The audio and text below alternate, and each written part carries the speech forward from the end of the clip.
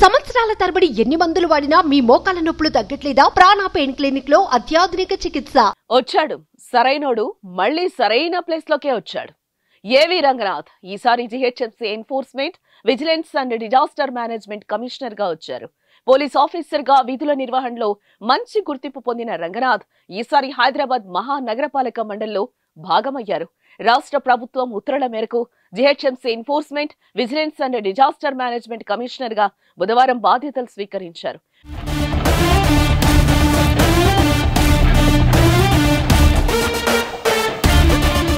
వచ్చి రావటంతోనే అధికారులతో సమీక్ష నిర్వహించారు రంగనాథ్. హెచ్ఎండిఏ పరిధిలోని అక్రమ నిర్మాణాలను ఉపేక్షించేది లేదని, విధి నిర్వహణలో నిర్లక్ష్యం చూపితే సహించేది లేదని చెప్తున్నారు.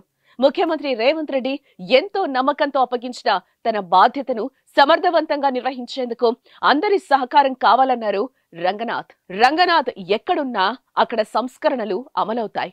అప్పగించిన విధులను సమర్థవంతంగా నిర్వహించిన రికార్డ్ ఆయన సొంతం. నల్గొండ జిల్లా ఎస్పీగా ఉన్నప్పుడు డిఐజీ ర్యాంకులో పదోన్నతి పొందిన రంగనాథ్ వరంగల్ పోలీస్ కమిషనర్ గా పనిచేశారు. గతంలో హైదరాబాద్ ట్రాఫిక్ విభాగం సంయుక్త పోలీస్ కమిషనర్ గా పనిచేసిన రంగనాథ్ అనేక సంస్కరణలు తీసుకొచ్చారు. ఫుట్పాత్ల ఆక్రమణల తొలగింపు, తప్పుడు నంబర్ ప్లేట్లతో తిరిగే వాహనాలపై నిఘా వంటి అనేక అంశాల్లో తన సమర్థతను చూపించారు.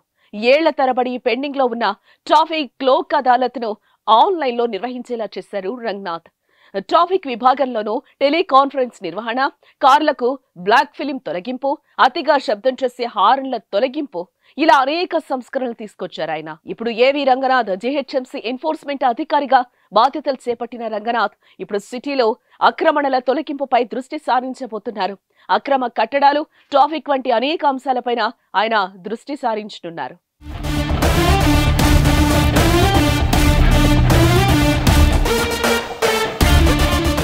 సుమన్ టీవీలో మీ పర్సనల్ అండ్ బిజినెస్ ప్రమోషన్స్ కోసం కింది నెంబర్కి కాంటాక్ట్ చేయండి.